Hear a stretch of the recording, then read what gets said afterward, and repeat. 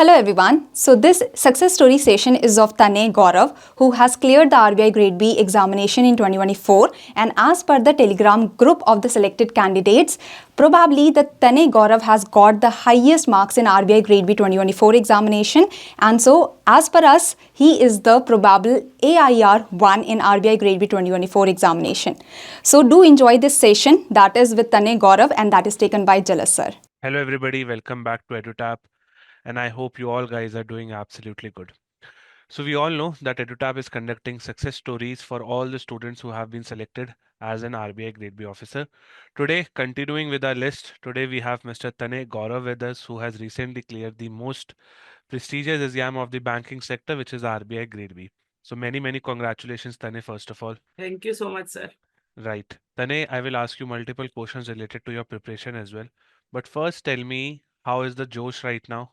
How you are feeling right now? And how is the overall feeling once you see the results in that particular PDF once you got it? It was a feeling of relief, Mm-hmm. of satisfaction, and also a sign of good things coming my way. So initially, yes, I was very euphoric, as was my family.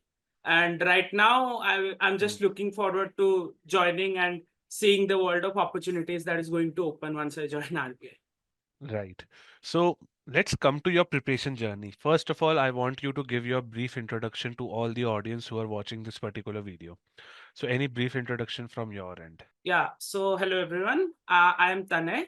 I graduated from IIT Kharagpur with BTech in Chemical Engineering in 2023.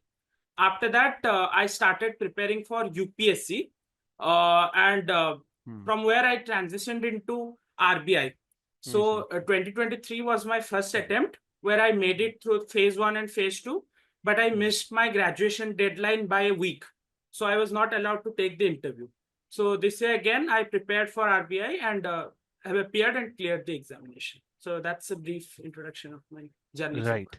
So being an engineer, was it challenging for you to study subjects like finance, management, ESI? It was, but I had other strengths as an engineer, for example, in quant reasoning, and even my English was strong. So, phase 1, I was able to play on my strength and Hmm. cleared it for the most part. Of course, phase 2 was challenging, especially finance, which was completely new to me. Mhm. Management, I also had put in special efforts to uh, boost up my preparations as far as management goes.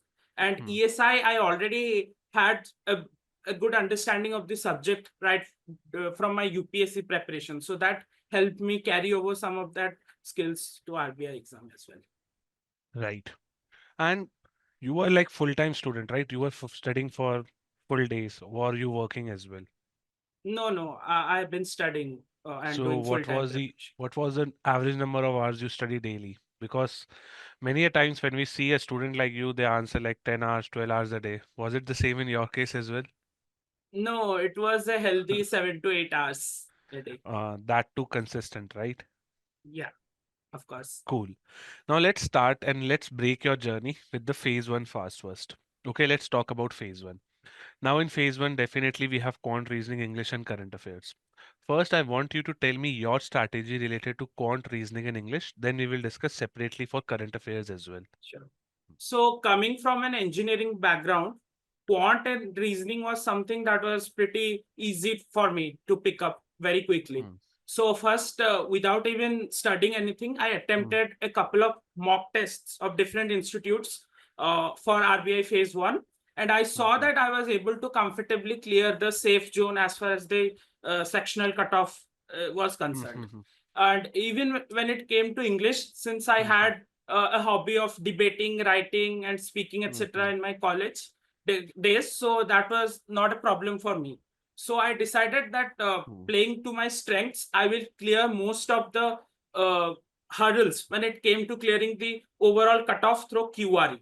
And I just Right. needed to clear the sectional cutoff of GA and have some extra marks as a fail safe in case something wrong happens here. So I practiced a lot of mock tests for QRE. I didn't study anything specific.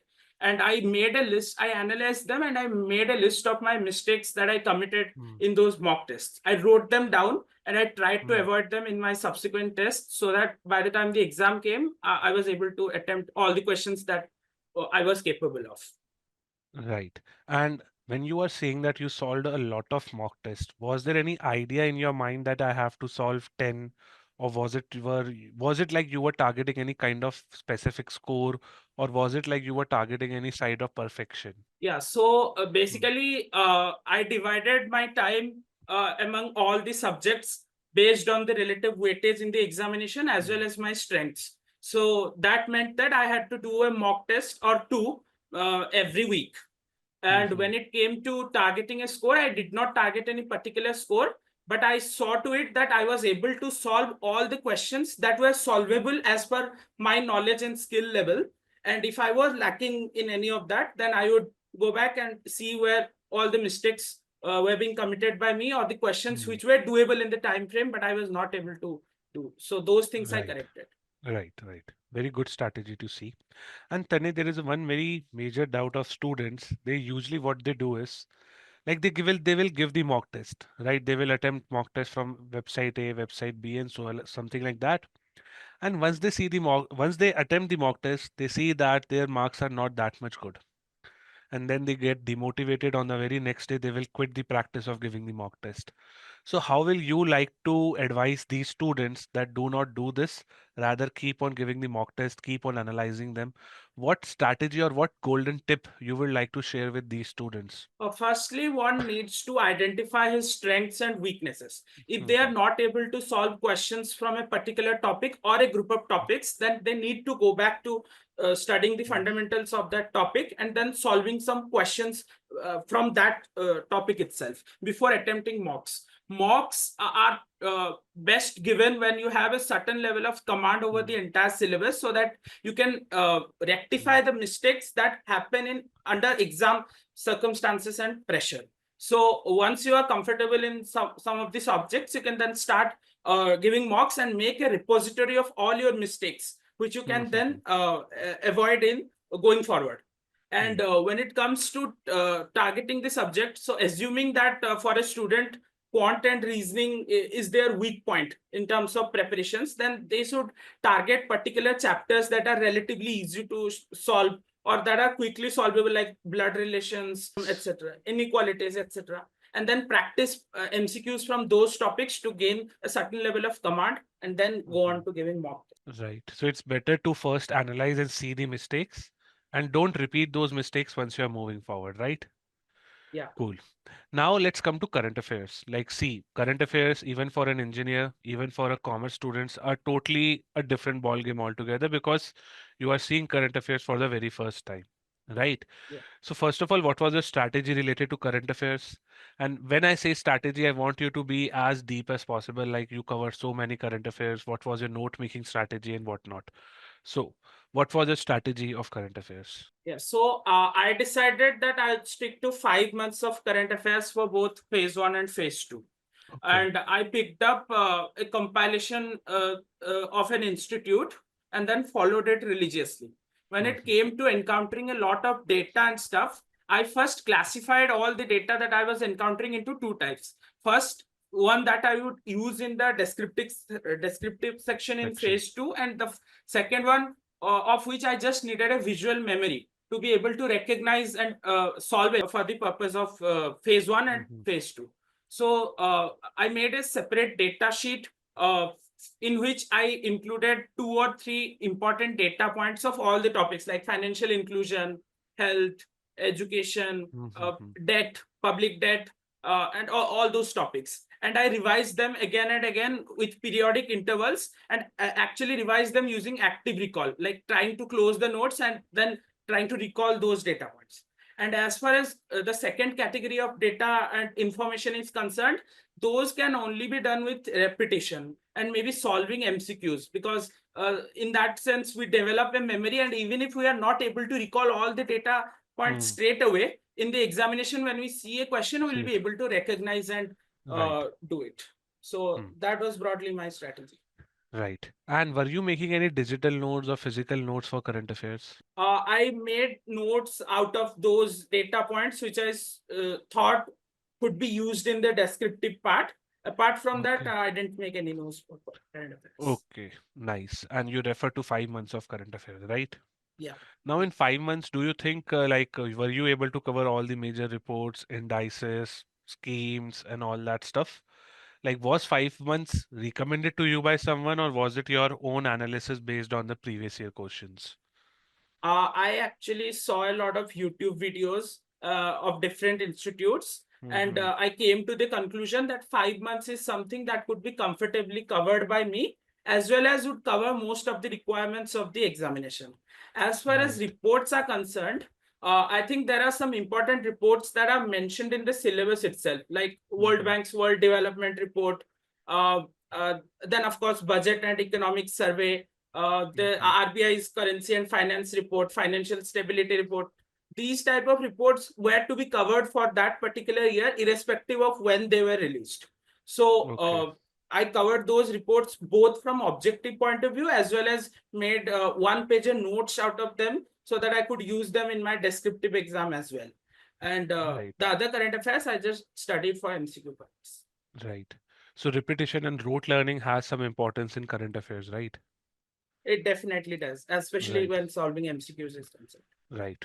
So that's it about phase one. And were you expecting a positive result in phase one? Because you have previously cleared phase one. I think you were this time also expecting a positive result. Yeah, I was expecting because even last time my margin above the cutoff was very good. I scored 81 Right. last time. So I was Mhm. definitely expecting to clear it with ease. Cool. So phase one was not a big trouble for you, right? Mm. Now let's come to phase two. Now in phase two, first let's start about ESI, economic and social issues. Being a UPSC aspirant, I don't think this section was that much trouble for you. Or am I wrong over here? No, you would not be wrong. Actually, I had covered Vivek Singh sir's book on Mm, Indian economy during my UPSC preparation. And that actually covered 80% of the syllabus for me. So mm, this year, I was already confident of being able to write on any topic with reasonably good answer quality mhm, as far as ESI was concerned. So what I focused on was refinement. So I sat down with 5 years previous year questions, syllabus, and broad current affairs, and I picked out 50 topics that I thought were likely to be asked in the descriptive paper. And for Okay. each of those topics, I made 2-3 page notes, like very precise and crisp notes that covered introduction, data, Got government it. schemes, challenges, opportunities, conclusion, etc. And that, in fact, covered 3 out of the 4 descriptive questions in the examination for me. So Okay. the question on there were problems in youth unemployment. There Mm-hmm, was a question on national industrial corridor that was covered mm-hmm, in my infrastructure notes. There was another question on sustainability and conflict, to which I also had some unique examples, like how the drying of the Tigris River was causing mm-hmm, extremism in Middle East. So those kinds of examples were already covered. So I did not have any trouble writing those mm. answers in the examination. So basically, you selected 50 topics, and of Yeah, that 50 topics, you made 2 to 3 kind of notes for every topic, yeah, I right? did. Right. So And that will be roughly around 15 to 200 pages, something like that. yes, Cool. yes. And how did you keep like all the 100 pages running in your mind? Again, that repetition technique, because 100 pages, that too of descriptive writing is a big call. So how did you recall those things in your exam? I used to practice active recall. So Hmm. every weekend, I used to try and reproduce entire notes for 5 to 10 topics out of Okay. those, like without seeing, just sit down Hmm. and write, brainstorm like that. So I was Mhm. able to absorb like 80% of those notes completely Right. by the time of the examination. Right. And were there any separate preparation done for phase two current affairs related to ESI? No, I continued my preparations for phase one, PIB news, RBI Mm-hmm. notifications, the compilations of those which I was reading already. I just read them for phase two as well.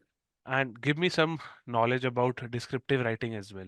Like I know you have a quality folder material with all those 100 to 120 pages, but still, was typing a problem with you? And there is a one very big problem among the students is that they have that a concept therein is already feeded in their mind.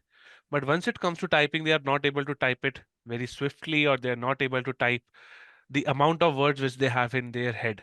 So, how will you recommend a solution to this problem? So something that benefited me immensely was always having a habit of studying on my laptop. So I Okay. always used to type different information as well as content that I derived from the internet. I used to include those note in my notes through typing. So I Mhm. had a natural hang of it. So that was not a big problem for me as far as the typing the answers were concerned. And Mhm. in terms of descriptive writings, like I had some things in mind. For example, I would the questions that I was completely sure of, or I had a lot of content for, I would write point wise, so that I could cover maximum amount of information into. Mhm. Whereas the questions which I was unclear or I was generating at the moment, I would always write in paragraphs, so that Okay. more amount of it could be elongated to cover more words with the same amount of information. And Right. something else that I kept in mind was writing very precise and demarcated introductions and conclusions. I invested a lot into them using quotes, data, or whatever I had in mind.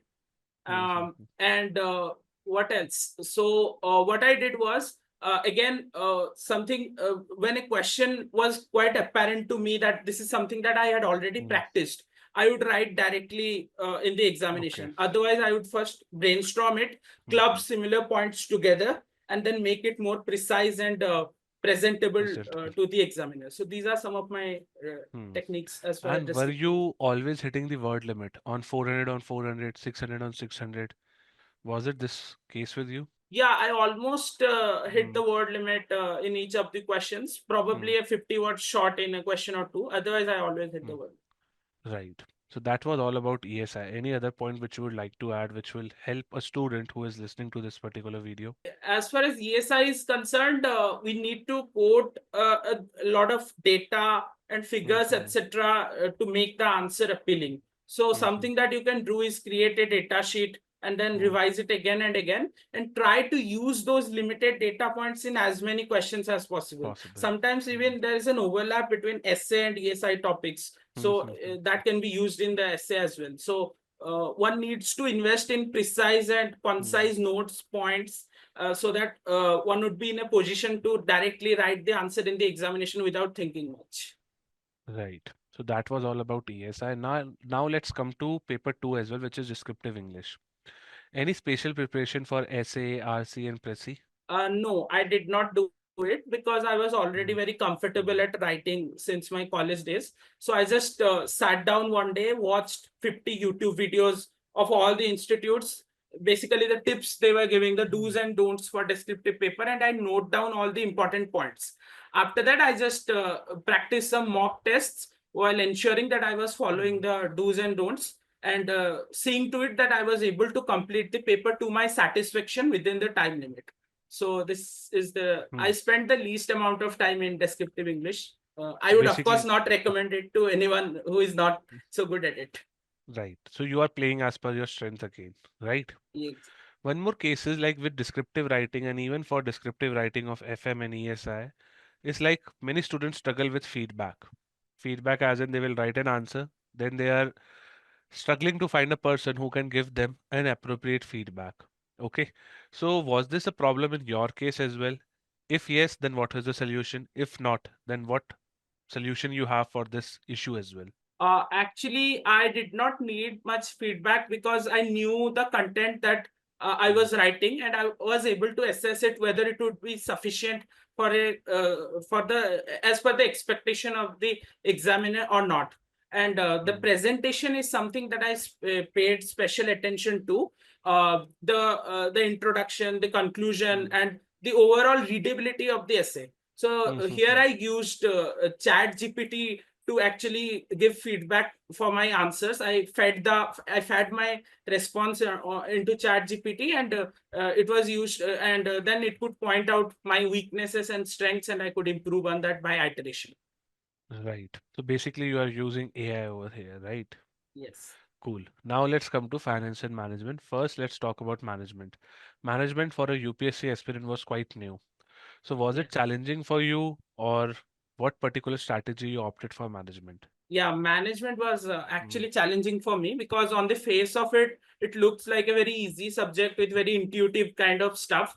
But once you begin to write descriptive answers, you find yourself short on content as far as the meat of the subject is concerned. So I prepared it very vigorously. Also because my finance was very weak, or I was new to finance. So I mhm, decided that if I had to conquer a subject amongst finance and management, it would be management because that would be easier for a Okay. newcomer. So Mhm, what I did was I solved a lot of chapter specific MCQs, and mm, I first studied the whole management syllabus from a YouTube channel, mhm. Dr. Amit Lal, his Okay. YouTube channel. And then I also found out some useful examples, some useful points or Mhm. relevant current affairs stuff to enrich my answer Mhm. in management. So that was about my preparation of management. And did you solve any case study based questions? Because this time the paper was quite weird, right? So what type of questions you were targeting in management? Actually, that was quite a Huh. shock for me initially because I was hoping to score 80-90% in the MCQ part of management, and I Mm, had never solved case study kind of questions before, probably because I had not practiced enough diversity of questions as far as mhm, MCQ was concerned. So after the initial shock in the examination, I found out that the later part of the paper actually had many questions of the conventional variety which were okay. doable. So I regained some confidence due to Mhm. it. But those case study kind of paper was also quite shocking for me. Right. Now let's come to finance. In finance again, what was your strategy? And were you focusing too much on numericals? Because UPSC aspirants ask me this doubt a lot.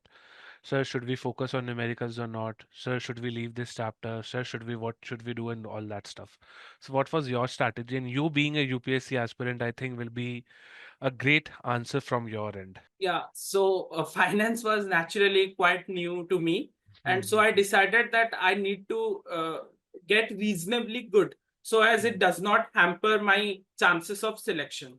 So what I did was I followed the material that was given by the coaching institute that I was enrolled in.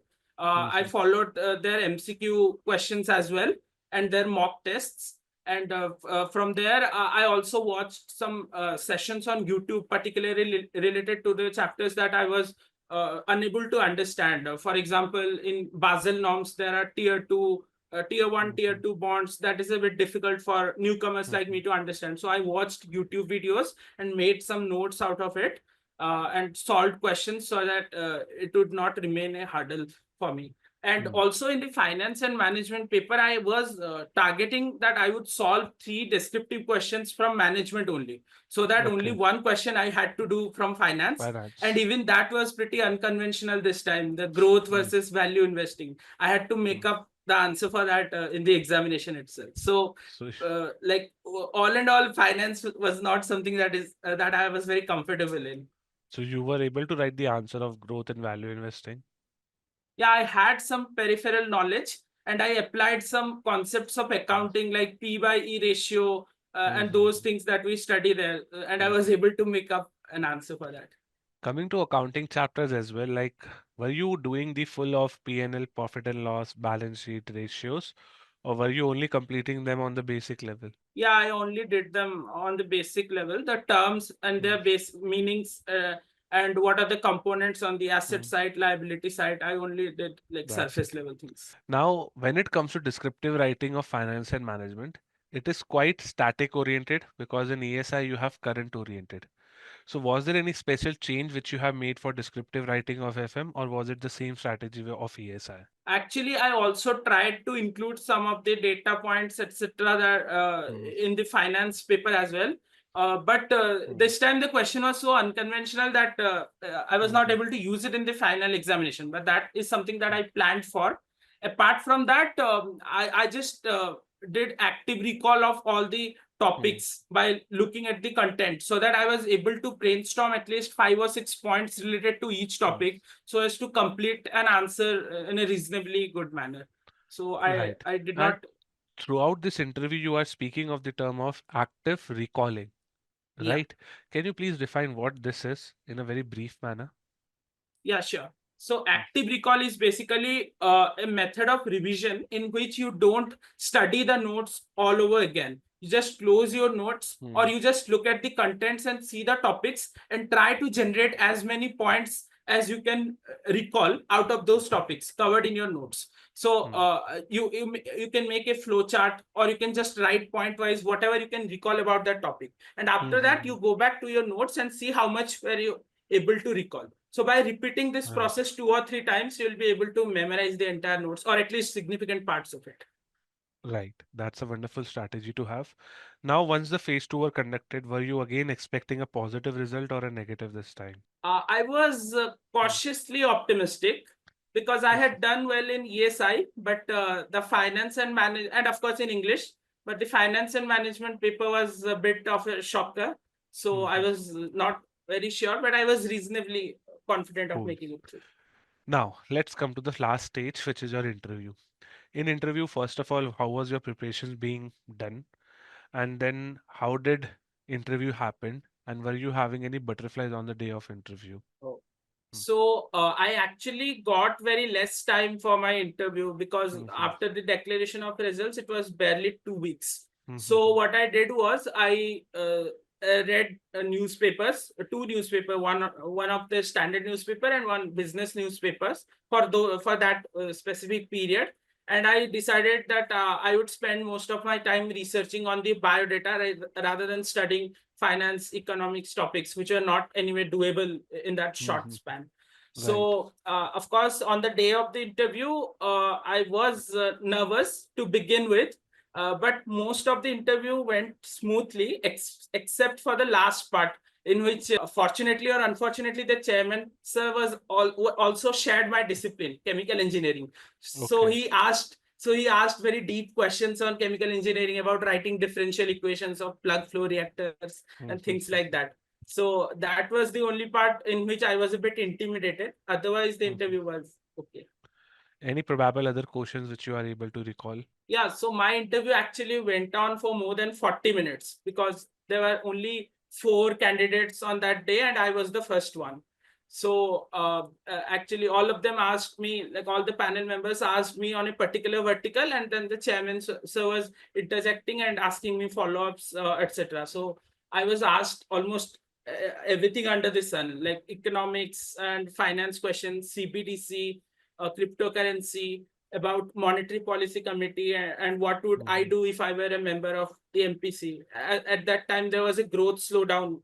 So I was asked mhm, questions on that. I was asked, of course, HR question, why did I make a switch from mhm, engineering to RBI and finance, this sector? And then I was asked questions related to climate change. It came up during a discussion, and then the chairman sir actually elaborated a lot on it, the climate science history from a chemical engineering perspective. Uh, right. uh, and lastly, I was asked on my core subject, that is chemical engineering, and questions related Mhm. to that. So it was a good comprehensive interview, I should say, right? Yeah. Now, Tane, take me through that particular day. What were you doing when the results were out? So I think the results were out at around 9:30. Yes, and this time We results were a were bit delayed as well, right? Yeah, So yeah, it, that actually created a lot of anxiety hmm, amongst us, naturally so. And hmm, so we were having dinner, and after that, I was just going and maybe watching some YouTube or something. And then suddenly on the group, someone messaged that the RBI results are results are out. out. And then I was nervous for a while. Then I gathered some strength and went on and opened the website. And as a matter of habit, what I did was I copied my roll number and pasted it on the search Search bar of engine. that PDF. Hmm, But that PDF was not, the text was searching. actually not, yeah, so it was not searchable. So when I Hmm, found out that my hmm, roll number gave me no results, I was actually horrified and shocked for a while. And then when I cross checked it, then I found out, yeah, my roll number was there in that. PDF. Right. So then it was a moment of relief and satisfaction. And Right, right, right. And who was the first person to whom you called, and who was the first person to whom you shared your results with? of course, the first person whom I intimated were my parents who were in Mhm. there. I called one of my friends who is currently studying in the final year at IIM Indore. So he was the most excited about my preparation, my result, and Mhm. we were looking forward to having a trip after Okay. if my results were positive. We still haven't planned it out yet, but we'll be having it. So he Yes, was the yes, first yes. person that I called. Right. Now, Tanay, you are a full-time student, right? So sometimes what happens is once you are a full-time student, you study like a geek. You study like 10 to 12 hours a day. But you are, on the other hand, always like searching for good things to happen. Like when I will get my first job, when I will start my earnings. And because of those pressure, you go into a zone of demotivation, right? So was this the case with you also, like sometimes when you had those bad feelings, once you had those bad emotions, and how did you overcome them? Because being a full-time student is not that much easy in these days, right? So what are your comments on this issue or this problem? Definitely, I Hmm. had that feeling, especially after failing in my UPSC UPS. examination and the tragedy that happened to me last year in RBI itself, in Yeah. which I was reasonably confident that I would make it through because even finally my score was 20 marks higher than the cutoff in phase two. So Okay. I was reasonably confident even last time. So it was especially demotivating for me this year. My parents were my source of strength. They always Hmm.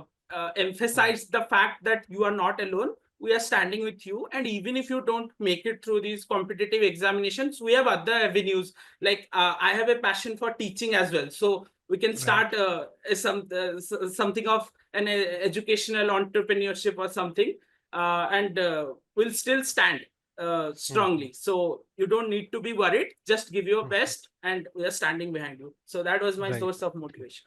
And in 2023, you were not allowed to give interview, or was it like you have given the interview, but your results were nullified?